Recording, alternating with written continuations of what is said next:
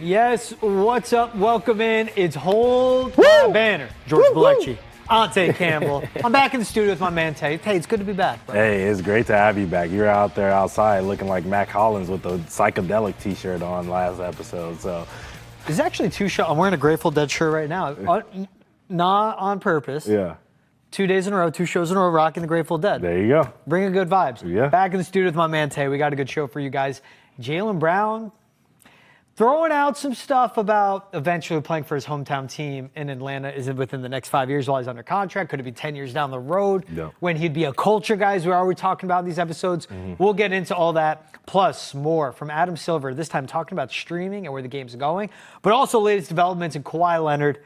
Pablo Torre, man, it's more than he finds out. He keeps digging, and he keeps finding out more and more. That's some damning stuff about the Clippers. Then we got previewing the East. Charlotte Hornets, Atlanta Hawks, teams that I think the Hawks will be in the playoffs. Hornets can mess around and get back into the postseason. We'll see. For the Hornets, that'd be a lot. They only won 21 games last year. We'll talk about it. Well, I don't want to get ahead of myself. Tay, first things first, man. My man, how we doing? I'm doing good. It's funny because you're like, he keeps digging, and all I was thinking of his holes. Holes came. Yeah, zero. Yeah, I'm tired of this, Grandpa. That's too damn bad. I'm tired of talking about trades. With the Celtics. Fair. And this is too damn bad because we're going to keep talking about it. But this one has this has something behind it, though. Yeah. There is he's from Marietta, Georgia. Yeah. There's a lot of ties of him still with his family in Atlanta. Yeah. And for him to say, you never know. I think, and that's a guy, Jaylen Brown's really smart. He's really calculated with everything he says, everything he does. Yeah.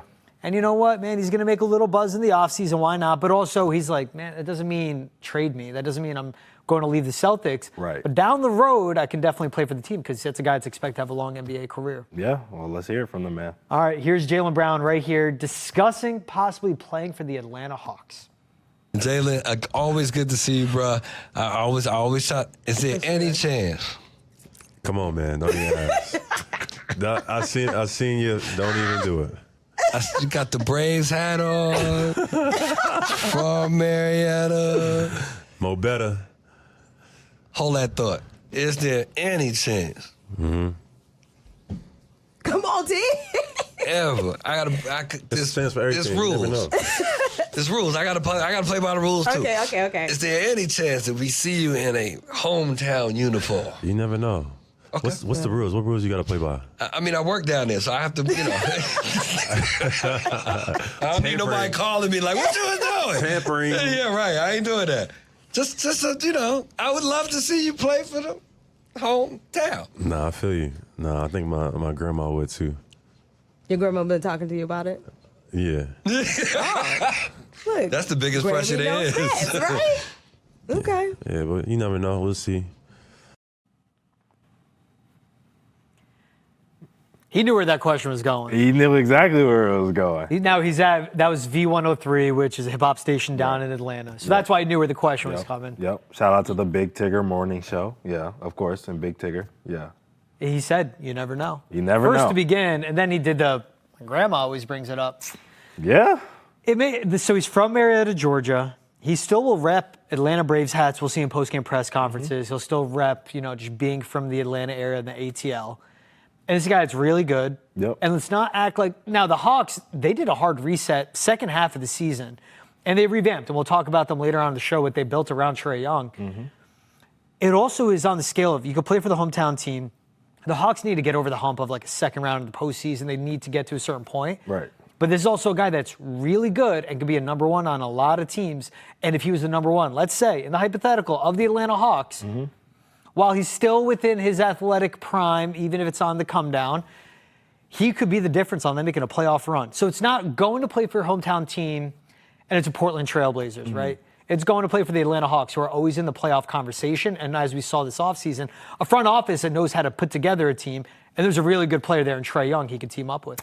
My biggest question with all of this, right now, first of all, I don't think Jaylen Brown would do this anytime soon. This would be maybe down the road on some Klay Thompson. I got the Warriors money, blah, blah, blah. Exactly. And that's what I think the real one is. You know what I'm saying? Down the road. But the biggest question is, would he be the number one option or the number one guy on a team that's been built around Trae Young.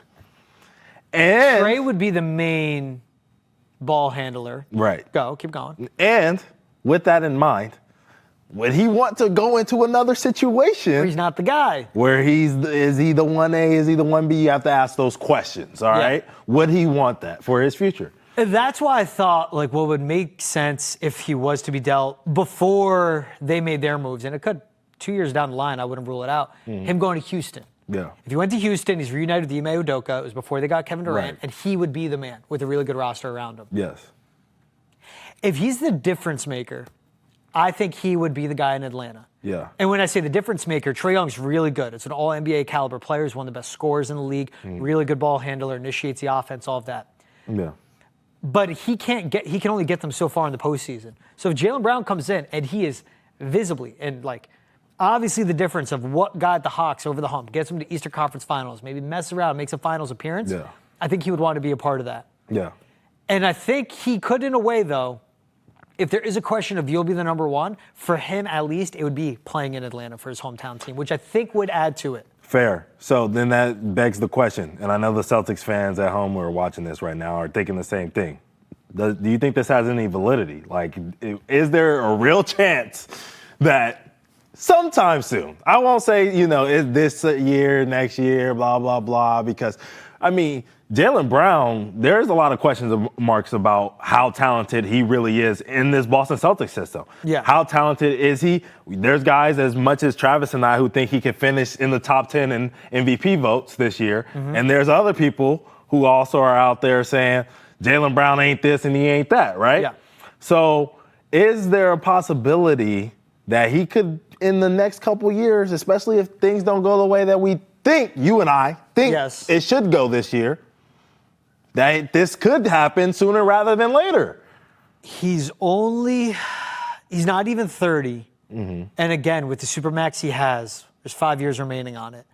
And that's why I think in the next 2 to 3 years, if Boston's not back to where they want to be, if Atlanta, it's still not working out, I definitely could see it happening. How can you rule that out? Where it's also where he's making, again, looking at the scale, he's making 55, maybe around 60 million. Okay. A Jalen Johnson in return, an athletic big, very similar skill set to Jaylen Brown. Right? That's 30 million coming off the books. Right. But there will be at that point too where the Celtics would be under the second apron, under the repeater tax. So there can be the part where you can then put together opposite salaries to say trade away Jaylen Brown. I can't rule it out. I can't. And I think down the road, how can you? Because you team him up where he would go to a situation where he would be playing with a Trae Young, so I'd assume. Or say if it's Trae Young in the return. Like, why not? Second best player for the best player. Then you put him around this really talented young core as well. Like, that's a good basketball situation to go into. Right. And again, it adds to that it is his hometown team. Yeah, I mean, I don't want to see it. I know people probably at home think we want to see these trades happen because we got to talk about them, but I want Jaylen Brown in the green as long as possible. Yeah, but then I started to think. But this is realistic, man. And this is where I started to think, because my knee-jerk reaction is, okay, whatever. I'm not even talking about what he said, because what he said didn't have me worried that, like, Jaylen Brown is thinking about leaving to go and play for the Atlanta Hawks anytime soon. That's not the impression that it left with me. Where I started to think a little bit more about this situation with Jaylen Brown is he going to, how do I put this, man? Is he going to be a guy like the rest of the Boston Celtics players who we thought were going to be here forever and weren't? You know what I'm saying? You're saying like a Marcus Smart? Well, yes, but I'll even go as far as a Paul Pierce. You know what I mean? You thought he would be a Celtics lifer. Yes. And he wasn't. Yes. You know what I'm saying? Yes. Like, the Celtics have always been known for keeping the 1A guy, right? You kept Bill Russell, obviously. You kept the Larry Bird, also, there you go, obviously. way back, yeah. You know what I'm saying? Well, you have to go that far back. I'm saying you know go way what I'm back saying? before a lot more player movement. Right, but yes. then you think about the guys like the loyalty. Where was the loyalty for IT? You know what I'm saying? I know he didn't start here. He didn't start here. And that was a guy that physically could not stay on an NBA floor before even the hips and surgeries happened, like literally because of his lack of height. Right. Was great lightning in a bottle for 2 seasons running that, but would get exposed. Right. Right, they were like the obvious flaws with him. Yeah. Where was the loyalty for Ainge? You know what I'm saying? Like, You had the Kevin McHale kind of like, hey, man, like, move on. You know what I'm saying? Like, there was a lot of the times where guys got older or whatever, and they said, hey, man, there's value still left in your contract. We're going to figure out ways to make this good for us. And we're not really thinking about the loyalty factor in you. That's just the honest situation. But that's where I would draw to Paul Pierce, where he played here for 14, 15 years. Yeah. From 21 until he was 35. Yeah. And then the return they got in them picks to fleece the Nets. And it was him and Kevin Garnett. Yeah. So it was a guy that was beloved by the city, such a fan favorite. Yeah. And then Paul Pierce, to your point, drafted, homegrown, developed, went through the tough late 90s, early 2000s era of the Celtics. Right. And we obviously know he won that ring in 08. And then when that team started to be on the decline, that's when they dealt him. Mm-hmm. I would compare him to the Paul Pierce, and that's exactly how I see this actually turning out, though. Jaylen Brown's not even 30 yet. Yep. Still has a supermax left. Mm-hmm. When the decline is there and there could be a return, then maybe at that point he's dealt to an Atlanta. And then at that point, you're doing him a solid. You're sending him to his hometown team. Now, what would the Hawks look like? Right. That's crazy to predict 4 or 5 years down the road. Yeah, I mean, that would be my biggest thing. Like, after that, would Jaylen Brown fit? Would he fit in Atlanta? Would Trae Young? Does Trae Young even still want to be there? Yep. There's I thought those he was going to questions. be out after this season, the way they were dealing at the deadline. Yeah, we both did. Trading you know with what I DeAndre mean? Hunter. And then Dyson Daniels ended up showing up, and we'll talk more about that team a little bit later. Yes.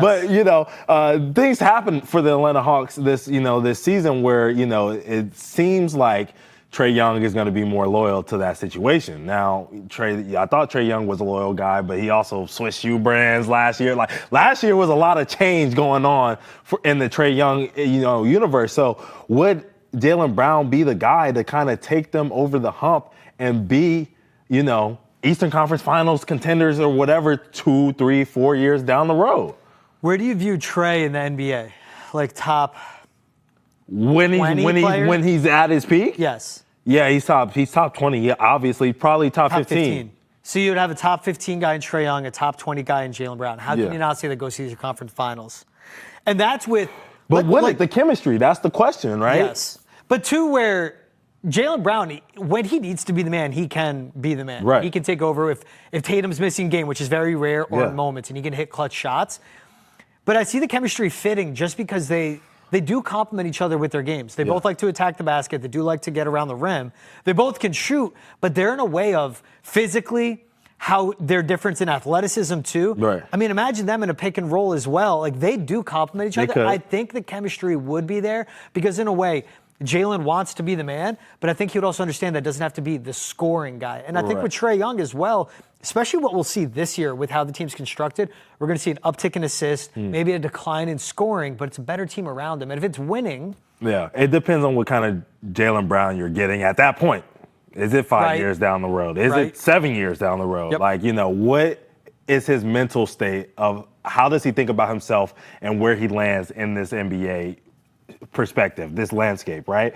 Because if you got Jaylen Brown now with Trae Young, and Trae Young's pounding the rock 40 minutes straight, you know what I mean, and doing high pick and rolls with Onyeka Okongwu and Jaylen Johnson. If he's even there, yes. You know what I'm saying? And he gets an occasional wrap pass to the corner, and then it's like play. You just want to be a stay in the corner guy. How long does he accept that role? Right, you know and what I'm saying? only work with 8 seconds left in the shot clock. How long does he accept that role before, because we've seen the nights. Like, you asked me the question, where does Trae Young rank? And I have to ask you when he's playing at his top. Yeah. Because there's the nights, there was the seasons where he started out the first 20 games and he's shooting 25% from three, uses percentage at 40%. And it's like, hey, man, like, we're playing through you and this isn't working. Yep. And I've had, I won't, whatever. I've talked to a lot of people that have played with Trae, over there in that organization, whatever. And those have been some of the pain points, you know what I mean? Where it's like, Trae Young wants to score if he's the guy helping the scoring. Yeah. You know what I'm saying? Like, it's not good enough for him at times. You know what I'm saying? I don't know him personally. I didn't play with him. I'm only based off of what I've heard and what I've seen, where he's the guy and other guys are scoring, and he's not necessarily happy that the other guys are getting it done. I'm just being honest. And so this is a different convo because we started with Jaylen Brown, except possibly not being the number one. Right. would Trae Young accept a reduced scoring and a reduced shine That on too. him? That like too. a reduced spotlight. Yeah. Because even if Jaylen Brown comes in and say he's not the guy, Right. he's going to get a lot more attention than a Jalen Johnson. He'll get a lot more attention than a DeAndre Hunter ever got. Right. A lot more attention than any number 2 or 3 on this team ever got. Yeah. So that would be the point. I think Jaylen Brown would be fine in Atlanta. To your point, okay, how does your number 1 player think of that then? Right. Because he's also the guy, too. He's led to coaches being fired. We seen it. I mean, he got DeJounte Murray, and we're all like, oh, my God, this is beautiful. You know what I mean? You went and got somebody who can also facilitate secondary to Trae Young, and defense is going to be there, and the shooting numbers in there, and the mentality, the winning culture that he just came from in San Antonio. We thought it was going to be a beautiful marriage, and guess what? It was awful. You know, so if this was going to happen, I don't think it would be a 1-for-1. It would be like a 3-team trade scenario. Probably. Jaylen to Atlanta. Let's say Trae Young, hypothetically. I'm not just throw out a third team. And Celtics would get a really good return somehow in all of this. Right. If it's you take out Trae Young and you put Jaylen Brown on that Hawks team. Right depending now. what else they lose. Yeah. Contender for the East? Yeah, I mean, I think so. If we think that this Boston lot of Celtics skill. team is, going to do Big. some things. Scoring. Right. Rebounding. Right. Just a two-headed monster of Jaylen Brown and Dyson Daniels at the top. And then And Jalen Jalen Johnson on the wings. And Oneka covering covering the hole. And think of Ace Newell coming off the bench, 6'9", good offensive rebounder, Right. likes to finish in the paint. Yeah. That allows him time to develop his shot too. Right. That'd be a deep. It would be. I love Paolo Banchero. It'd be like another coming of the Orlando Magic, more scoring upside, Yeah. more athletic. Who your best player is at being Jaylen Brown. Yeah. But that would be big, can defend, a lot of options well. Right. And again, that'd be a team that match up with the Celtics. Yeah, man. I'm just glad I won't have to see it because it ain't happening. Jaylen Brown, 40 more years, dog. Real quick one. If Yeah. that was to happen, let's Yeah. say within the next 5 years, Jaylen Brown goes to Atlanta. Yeah. Disappointing move by the Celtics? Or would that be something of, I think it's ran its course. They got a ring, maybe 2 at that point. Again, within the next 5 years. Nah, it'd be disappointing. And I think it'd be disappointing from a culture standpoint. Like, what he brings to we talk about JTB and Celtics culture. Jaylen Brown He is. embodies Celtics culture. How bought in he is to the city, too. Exactly. Losing that kind of impact, they lost that when they lost Reggie Lewis. You know what I'm saying? Like, they lost that already. So, you don't want to see that again with the city. You want somebody who's bought in to all the aspects of Boston, not just being a Boston Celtics player, but when he takes off the jersey, we talk about him being from Atlanta. It almost feels like this is his second home. Yeah, no, it definitely does. I know Marcus Smart was that type of guy too. Right. Very bought in off the court. Right. And again, why he also goes, you never know. I just think eventually we would see Jaylen Brown wearing an Atlanta Hawks jersey. How far down the road, I don't know. Because it's also everything he's done to diminish racial disparity here in Boston. Mm-hmm. Everything he's doing with, creating programs like at MIT and Harvard at these schools to help out kids that are minorities, especially black kids growing up in Dorchester or wherever, to have placement into those universities and exposure in those rooms, I think is amazing. You take them to a city where over 40% of the population is black. Yep. Like, that's something where the culture's already there to empower black people. I think he would love that. He would thrive in it off 100%. I think No once he question. retires, he goes to Atlanta, and we see him doing something like that. 100%. Bringing, and where Howard is, where Georgia Tech is, obviously right outside, Right. and being in the area, but like bringing what he's learning at MIT and Harvard and establishing that at those universities there. Yeah, Spelman, I think, right? You said Well, Howard. Howard's in Georgia. Howard's in D.C. Oh, yeah, Spelman. I got Those are the you. two I can't mix up. I got either, too. you messing up. Rival. I got you. Before they get you in the count, Thank I you. got you. Thank you. All right. Georgia Tech, I know, is right Yes. outside Atlanta. Yes. Again, a good Yes. university. All right, we'll take a break now. When we get back, we'll be talking some Adam Silver on where you see streaming going for NBA games. This will be a fun combo. But then also more Kawhi updates on the Pablo Torre podcast. We'll be right back on Hold My Banner. It's become very expensive to watch the NBA as a fan, not just going to games, but also in order to, there's different streaming services you have to subscribe to. Some of the RSNs are expensive. I'm curious if, I know that there are other points of entry for fans to interact with the NBA. There's social media, and a lot of younger fans, that is how they're experiencing the sport. But I wonder what you think, how much you think about that and how that will shape the next generation of fans. I think about it a lot. I will say, I saw the story your publication ran of you took all the different streaming services and added them up and what those costs would be. I will say I look at it a little bit differently because most people can only consume so many games. I just want, by way of one example, in these new media deals, we're going from essentially 15 exposures on broadcast television to 75 now. So, to the extent somebody wants to put little rabbit ears on their television, you can still get, therefore, 75 marquee games, in essence, for free in the marketplace. I'd say in addition to that, and this is an ongoing issue for the league, there's a huge amount of our content that people can essentially consume for free. This is very much a highlights-based sport. Instagram, TikTok, Twitter, you name it, any service, the New York Times for that matter, to the extent that your content is not behind a paid firewall. There's an enormous amount of content out there. YouTube, by another example, that is advertising based, that consumers can consume. Interesting answer there by Adam Silver. Yes. On multiple ends. I think the fact that a commissioner straight up said, this is a highlights-based sport. Right. TikTok, Instagram, he addresses all of that, Twitter, where some people, he goes, he's aware. A lot of people don't watch the games, but they love watching the highlights when they're scrolling on their timeline. They love seeing the TikTok video. It's 45 seconds of all the dunks and the big highlights from the night before.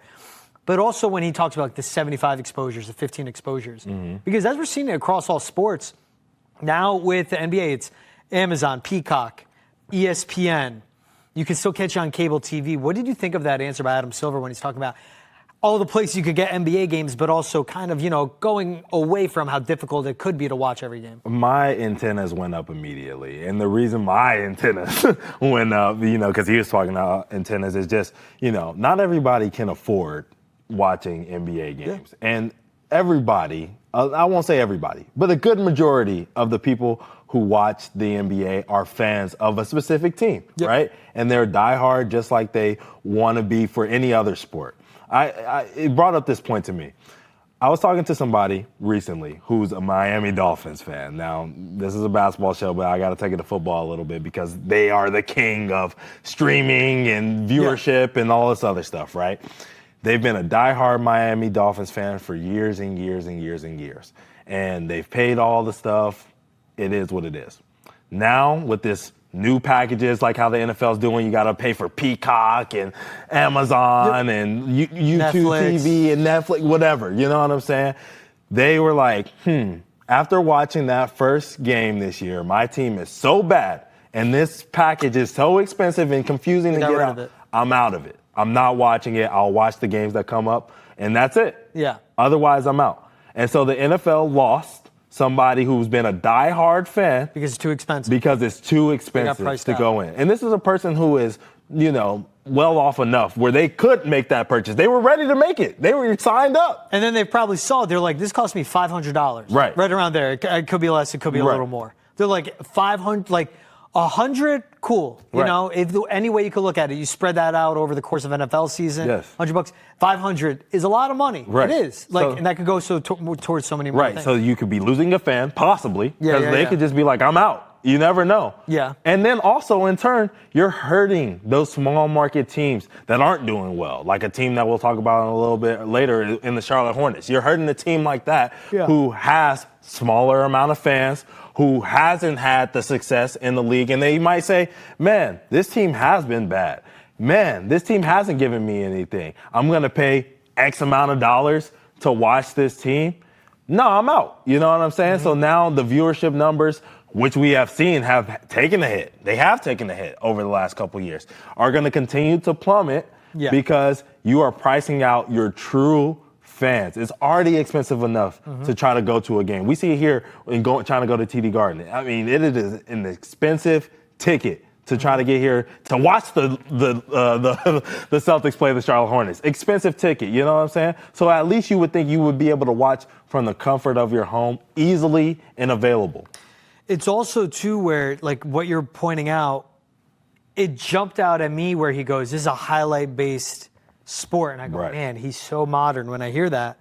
But it was also, he was basically asked, it's really expensive to watch every game. He goes, you can watch it for free on TikTok. Like that, instead of being like, you know what, it is getting too expensive. To your point, we're pricing fans out. And that's where it's like, if you're about the fans, you want to build up the fan base. It's a harsh reality of sports. It's a business, and Adam Silver's job is to take care of the game, but also to have the 30 owners be as happy as possible and maximize the money they make. And that's the TV right deals. That's sending it to Peacock. That's making it cost $600 a season, however we want to put it. Where he straight up goes, like, it's a highlight sport. You can watch on TikTok, Instagram. You can see it on YouTube. Basically, he's like, I don't care if you can't afford to watch the game on the broadcast. But it also diminishes the product as a whole. Like, think about it from a perspective of somebody like me, right? Growing up as a kid, I needed to be able to watch NBA basketball so that I could start to learn basketball at a high level.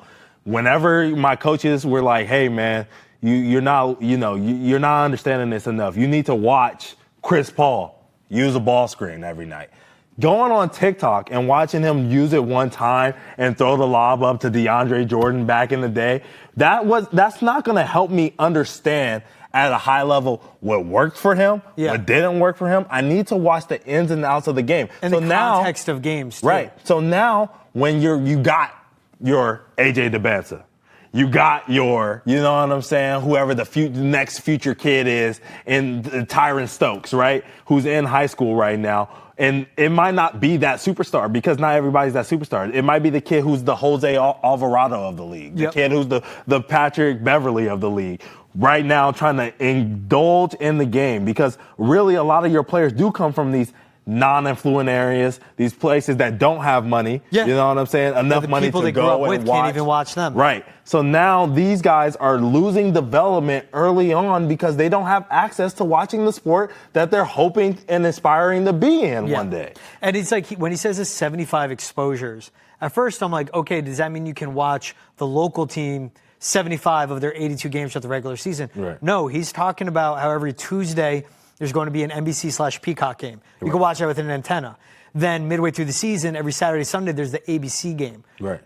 So if you're a fan of the Boston Celtics, you're not watching the Celtics 75 times. Right. Now it's the Celtics, so you'll get a good amount of national games. Yes. Say it's 10. But like on a Saturday, you're going to be like, oh yeah, I love the Celtics. I'm going to sit down and watch the Hornets take on the Timberwolves. Right. You love hoop, you'll watch that. Right. But as a Celtics fan, that's not what they're going to watch. They can't afford to watch their team every game. Right, exactly. That's what jumped out. And to your point, it's like when he goes on all the TikTok and the YouTube, it's the context of games is so important too because that adds to what makes players great. Right. But we grow up in a world where someone will have highlight reel dunks, could be a good shooter. Yeah. But if their actual basketball all-around game is trash, but kids will think they're great just because they can make 7 threes a night, right? But that doesn't make you a good basketball player because it's an all-around game. And the broadcast, these guys are intelligent on the broadcast, you know what I mean? They are helping teach the game, you know what I mean? Yes. When you get a Tim Legler who's out here spewing basketball knowledge, you know what I mean? He's teaching these people you learn from the game. Broadcast. So it's like just seeing the play TikTok, happen or whatever, you're not understanding how this player got there. That's what the broadcast analysts are there for. That's why they're paid that money to help make this thing go along. So it's frustrating as a whole, especially when you're having all these great NBA legends that are getting into broadcasting now. You got the Shaqs, you got the, you know what I mean? You got the Del Currys of the world who are, out there, teaching the game to these young kids. You're taking that access away from those players. It sucks for the fan. It sucks for the development of the players in the league, of the guys who are trying to get in the league. All around, it just seems like a bad move for the product of the NBA. It seems like just all about money, money, money, and not giving back to the people who are helping you produce that money. I can't say anything against that because that's spot on. And that's what it is. He basically said, look, you can go on YouTube if you pay for Wi-Fi. You don't have to pay for us. You can watch the highlights of your favorite player. You can watch the hoop highlights, 12-minute highlights instead of sitting down for 2 hours to watch a game. Instead of saying anything about the costs are rising, I'm going to keep them in check. Right. Because when the costs rise, people pay for that. The TV right deals get bigger. The owners get more money. And that's Adam Silver's priority. And he's getting money too. He brought up a statement just saying, it's a premium content. But, you got to remember, it's only premium because the fans are watching. Yes. And if there's that viewership number. Supply and demand. It's basic marketing or business 101. You know what I mean? But you have to understand that, now that you are increasing the price of these things, there are going to be people that bow out. And if people are bowing out, there's going to be less people on TikTok watching and clamoring to it because they might just be like, yeah, I used to watch the NBA. I've heard that so many times since I moved to Boston. Like, oh, yeah, I used to watch this and this and that, but now, you know, I don't really love the product as much, so I don't watch. Yeah. And so now when there's less interest, you know, just like us being in this business, we're going to talk about the things that are interesting. So if basketball is less interesting, then we talk about it less. Talk about something else. It's also, too, for him to say, well, get an antenna, put it on your TV, you can watch 75 exposures. Mm-hmm. He says that knowing one of the biggest strengths of the NBA. Yeah. Who's the best player in the world right now, in your opinion? In the world right now, I mean, probably Jokic. Okay, who's the second best player? Probably SGA. Okay, who's a third? Giannis. Who's a fourth? Tatum. Okay, who's a fifth? You could go with your future GOAT. You could go with your guy if he's fully available. Who? Wemby. Yeah, I mean, yeah, probably. 4 of the 5 are international guys. Yeah. And he knows, you get your antenna, I don't care about you. Is Right. basically what he's saying. Right. Because he goes, you know how many Over people in there. France, Yeah. Greece, Yeah. Europe all around, and Yeah. China are going to pay every dollar to get full NBA because they are crazy obsessed with basketball? Yeah. That's now his priority. America is locked down. He's got it. Yeah. They've got the American market. This is the unfortunate part of this convo. And Do now they, he's though? like, cool, you could say that. Go get your antenna. You got your 75 games national. I Yeah. don't care. It's not your team because I got people overseas that are going to pay. Do they though? That's my only question. That's a good one too. Do they? Yeah. You know, but If yeah. you grew up where Giannis grew up and you grew up how Giannis grew up, you cannot afford the NBA. Exactly to your point. yeah. You can't. Yeah. I mean, you can't. Not at all. Let's talk about this Kawhi Clippers update quickly, man. That was a good combo. We were like, we'll talk about them together, but and that's something. Well, yeah. Hey, if you guys want to chime in what you think about the NBA, 617-790-0928. Leave a voicemail. Say it's for Hold My Banner. Yes, sir. Go Say ahead. it's Throw for it Hold out My again. Banner. They don't know about that. Oh, yeah. The phone number. Do that. Oh, You yeah. got it off memory. 617-790-0928. I'll confirm that's the right number, but leave us a voicemail. Yeah. Say it's for Hold My Banner. Say it's for Tay, and what you think on how it is that you can view the NBA. Easy, difficult, what you think of everything going on in Europe. Yep. Leave us a voicemail there. 617-790-0928. Want to say it one more time There you so I have it right. All right, Pablo Torre found out more. So the quick recap. The Clippers, through Aspiration, which is a company that went under, gave Kawhi Leonard a $28 million contract saying, here's $28 million. We're endorsing you, but you never have to show up and do anything. There's all these outs. The only way you don't get paid is if you're not on the Clippers anymore. Mm-hmm. Company went under. They still owe Kawhi $7 million. That's why we found out about this. They're allegedly circumventing the salary cap. Steve Ballmer flew to Bristol, Connecticut, spoke on ESPN, said, no, we were doing everything right. Yep. Pablo Torre got more. So apparently, late or just right before the company went under, Yep. Dennis Wong, Yep. who owns 1% of the Clippers, is also Steve Ballmer's college roommate at Harvard going back to 1975, Yep. invested $1.99 million into Aspiration right before it went under. 1.75 went right to Kawhi Leonard right away. Yep. And that 1.75 went to Kawhi on the same day they laid off 20% of the company. Here it is from The Athletic. In 2022, Clippers minority owner Dennis Wong made an almost $2 million investment in Aspiration, which then paid Kawhi 1.75, as required through his endorsement contract with the environmental company, according to the latest allegation. He owns 1% of the Clippers. Yep. And that was also, in December, he made that investment. That was his first time ever investing in the company. It went right to Kawhi. And at the time, because of the value of the company, Tay, if that was a serious investment, he would have owned 0.07% of Aspiration. That's nothing. Right. So if it really mattered, you would have done like $10 million instead. Right. You got more than 1%. Yeah. Dennis Wong, again, 1% minority owner of the Clippers, Yep. former college roommate of Steve Ballmer. Yep. It gets fishier. And his daughter also worked for Aspiration at the time. You know, so I didn't know that. It just gets deeper. You know, his daughter worked for the company. A lot of the people that Pablo Torre brought onto the scene as those anonymous people that worked at the company said they knew her and, you know, worked with her. And, you know, she was definitely involved. And so it makes it fishy when you know, Steve Ballmer invested money into the company. They laid off a bunch of people 9 days later. Your daughter works there.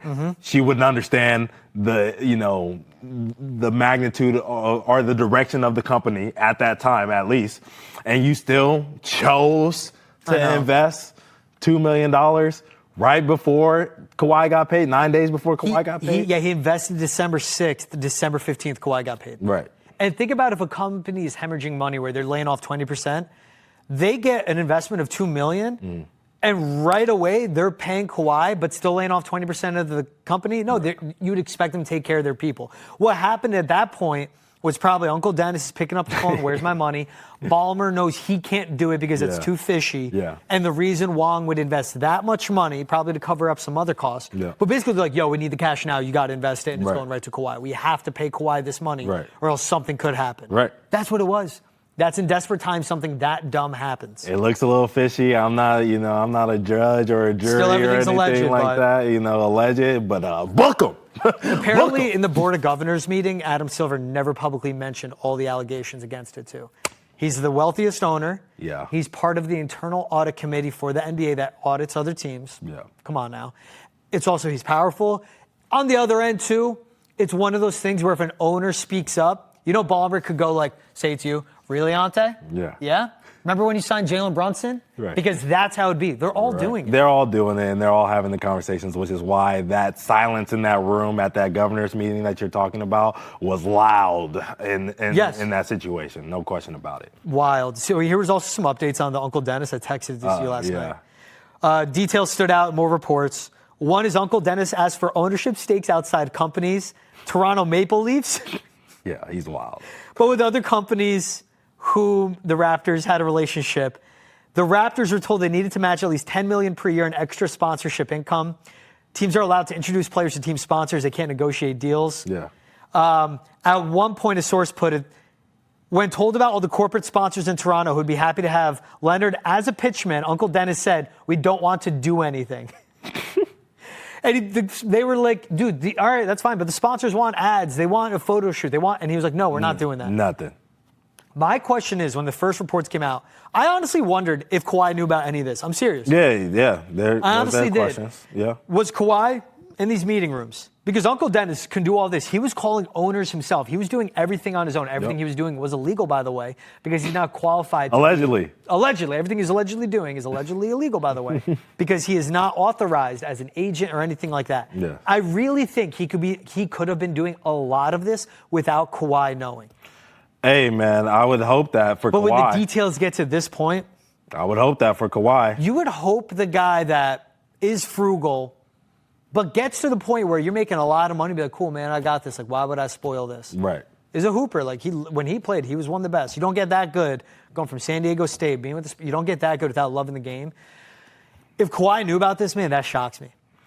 It's just when it gets to that point, it's like, we don't want to do anything. Yeah. It's like, because again, it's like, Uncle Dennis, what are you doing? Yeah. Because then on that end, it could be Kawhi going like, get me this money, but I don't want to go do the shoots, which is kind of matches out with his personality. I know. My thing about this is I feel like, I think Bobby Marks was the one that reported it, that, most of the governors in the NBA don't believe that anything is going to happen to this Clippers team, or not strict, like these crazy 5 draft Void the picks, contract, $1 million fine, void the first they don't round think picks. any of those things are going to happen. So, it's unfortunate, but I'm like, we live in this world where, the wealthy get to do whatever they want, kind of. That's what that's just the honest truth. 6th richest guy in the world. Yeah. Richest owner in sports. If he can cover up anything, if anybody can cover up Richest owner anything, in sports. he can cover up anything. Sports, not the NBA. Right. In sports. The richest guy. 6th richest person in the world. Yeah.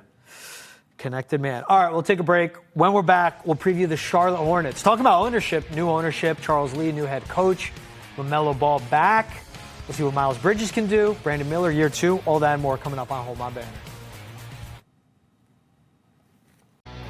Welcome back to Hold My Banner.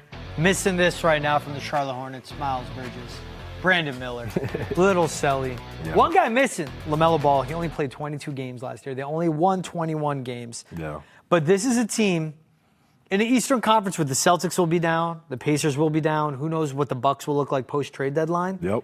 With some additions they made this offseason, including bringing in Charles Lee, a 3-headed monster, and LaMelo, Miles Bridges, and Brandon Miller, good core to have. And then they added some depth and a good starting 5 as well. Yeah, they do have a good starting five, finally. I love the addition of Concanipple. And the reason that I love the addition of Concanipple is because I feel like this team has been rabid for shooting. They've been rabid for shooting. They needed it. They went out and got Liam McNeely as well, which is just assurance. But I think Con is really the guy that can finally come into that system, fit with LaMelo Ball, be a guy who can play a little defense, be scrappy, do the things that you need him to do, and stick the shot, man. Like, you needed somebody who was going to come in and just be the consummate pro, and this guy has been that, at least from what he's shown us at Duke.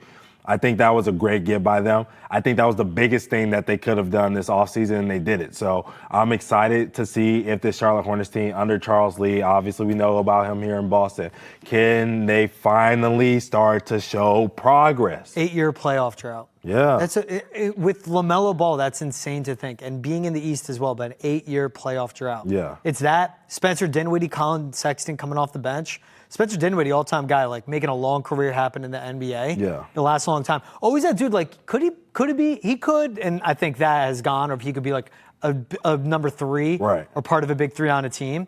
But the depth they have it behind it, and you mentioned it, LaMelo Ball, Brandon Miller coming off an all-rookie season, 17 points per game. Concanipple, so smart with the ball in his hands, good mid-range, good three-point shot. Kind of reminds me like a Manu Ginobili with his game, where it's just an all-around smart player. And then Miles Bridges, again, all-around, really good player too. LaMelo's the scorer. Miles is an all-around guy. Brandon Miller's that secondary option. Knipple can do all the dirty things, all the small things as well. This is a team that, now when I bring it up, Celtics without JT, Pacers without Tyrese Halliburton. I really don't know what Giannis will look like. And we'll get into the combo talking with the Hawks too, but it's basically Knicks, Pistons, Magic. This is a Charlotte Hornet team can mess around, get into that top 6 in the East. It would be a huge leap, though. It would be a huge leap. 21 wins, but without LaMelo Ball. What I will say is they kind of assured themselves of some things, right? Mark Williams, they let him go. He didn't really play that much in his Charlotte Hornets career, so you can't attribute the wins or losses to him because we didn't really see much. He wasn't consistent enough. What they did do is they went and got Colin Sexton. They went and got Spencer Dinwiddie. I've seen both of those dudes play meaningful basketball games. You know, be those spurt guys that carry teams when the stars didn't show up or whatever. Colin Sexton did that when he was with the Cleveland Cavaliers. Obviously, in Utah did some of those things too, but that team wasn't as great. Spencer Dinwiddie, on the other hand, has been a guy where we're like, is Spencer Dinwiddie an all-star? Is he this? Is he that? Like, he's been that fringe kind of guy. Exactly. You know, at peaks, moments when stars went down, he was the guy that always showed up. So they went and got 2 guys because you can't trust LaMelo Ball's health history. You just can't. I know. The whole entire Ball family, to be honest. You can't. You know what I'm saying? And Brandon Miller also has dealt with some injury issues. His body looks a little frail. Hopefully he's building it up. I haven't seen him this summer. I have no idea what his body looks like now. But if those 2 dudes are not healthy and available, you do have some guys that can get you over the hump for a couple of weeks here and there now that they didn't have in the past. Yeah, and that's when you bring it up. I said 22 games. That was a 23-24 season. He only played 47 games last season. Right. Go back 3 years, 36 games. Right. We haven't seen over 50 games from him since his second year in the league. Yeah. And that was the only time he's played over 52 games because his rookie season he played in 51. Yep. So that's that's going to be your best player, best scoring option.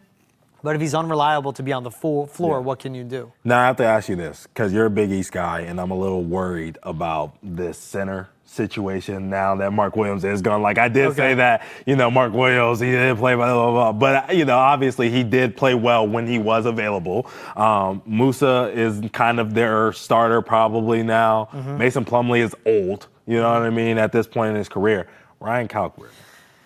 Does he get minutes on this team? Can he make an impact on this Charlotte Hornets team? Yes. And what would that impact do you think It'd be a look spacing like? 5. Yeah. Good shooter.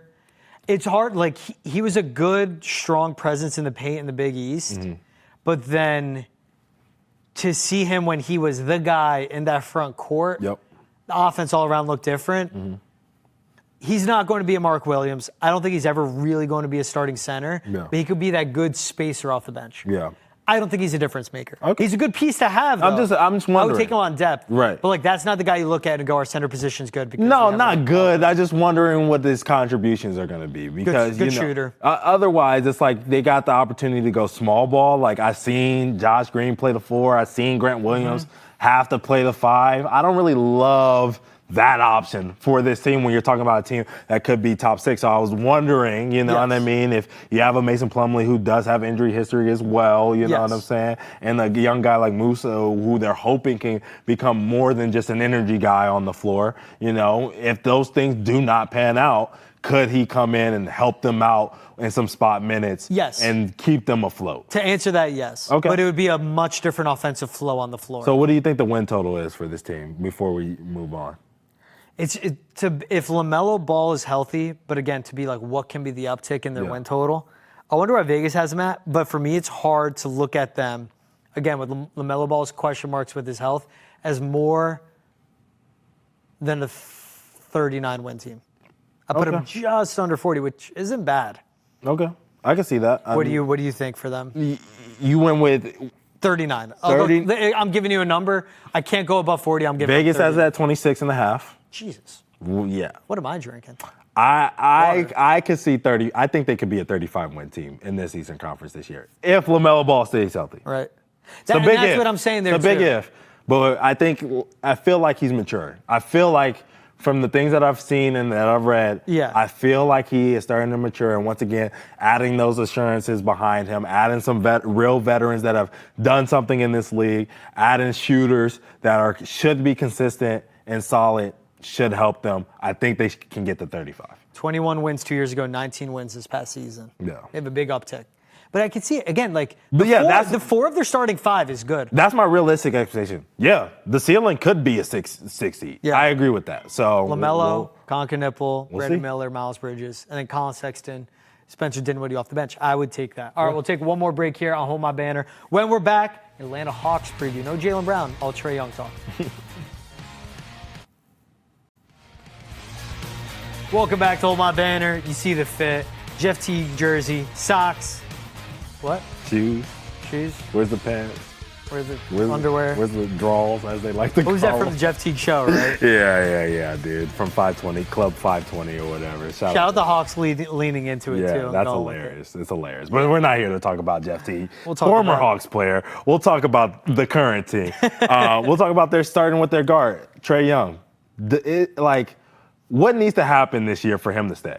Let's just start there. What needs to happen for the Atlanta Hawks for Trae Young to be happy and want to stay in Atlanta? They got to win and make a deep playoff run. But look, who does that fall on? Because when you go into that, for him to be healthy, he needs to be a number one, but also be a leader and play team ball. Because obviously being at an undersized guard, it can get you so far. And we've seen him be great. Always averaging, 25 points per game. Yeah. He's coming off another, all-star appearance season. He plays fantastic. They dealt away a lot of pieces at the trade deadline, completely hit reset on this roster. Kept Jalen Johnson.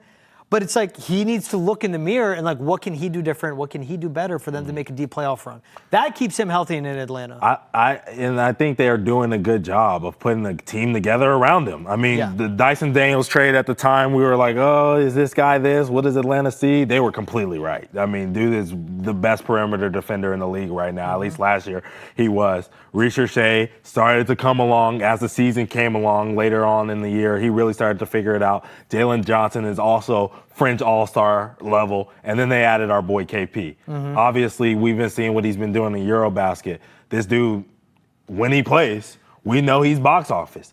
That's going to be the thing that they're going to have to manage. Yes. Can he play? Because if you have him playing, and like you said, with the Asa Newell coming off the bench, what Onyeka Okongwu can do for their team, and then the additions of Luke Kennard and Nickeil Alexander-Walker, who are 2 good scorers in this league. Their top 9 in the rotation is good. It's very good, and not even like Vic Krejci. He can come in and score the ball and shoot the ball at a high level. I think he had a game where he, not exploded onto the scene, but his coming out NBA game came last year. So, they have guys who can really fill it up. Whether they can stay healthy, keep guys like Trae Young, KP, and those things healthy. Even Jalen Johnson got shut down last year. Yes. Like, if they can keep those three healthy, this team could be a team in the top 4. You need to see Okongwu play a lot of minutes because my big thing always is limit KP in the regular season, play it slow with him, let Okongwu, who's young, get all those minutes, and then it's about the playoffs. Because, again, to go back to what can they do, it's been 5 years since they were in the Eastern Conference Finals, and that was in the 2020-21 season. Yep. COVID was still a thing, and it was just a weird basketball year all around. But it's been 5 years since that. They've missed the playoffs the last few years. This is year 3 of Quinn Snyder, a second head coach for Trae Young as well. Since that run, a lot has changes made, including the roster, including the head coach, including who the number 2 is, including who the big is, including the depth. Trae Young's a common denominator. For him to be happy, it's on him to make this leap. Okay, so line, Vegas has it at 46.5. I'd go over. They won 40 last year. Over or under? You're saying over? I think they win 48.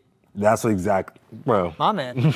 That's exactly I wrote where the I was number going. down, like Hawks win 48 games. You're going to sweat it a little bit. You're going to sweat that line. Yeah. But I'm like, I think 48 because I'm like, I don't think they're 50 yet. They could be. Yes. But 48 feels comfortable. I'm comfortable That's hilarious. with. You're spot on. Again, what I was saying with what the Hornets could be top 6, they could be a top 3 seed because same thing. No Tatum, no Halliburton. Yep. I don't know where Giannis or what the Bucks are going to look like after the deadline. Right. It's the Celtics.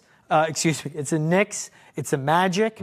It's the Pistons. Yep. And then I think it's going to be the Hawks as the top 4 teams. Right, and to say that they won 40 last year and they weren't healthy, They sold at the all, deadline. right? Got rid of DeAndre Hunter. They sent him to Cleveland. They sent him within the conference. Yeah, so 48 wins. I like that. 100%. Hey, this is a quick Hawks recap. We ran out of time, but the combo was so good to start the show. Ountae Campbell, George Balekji, this Hold My Banner. You guys know where to catch us.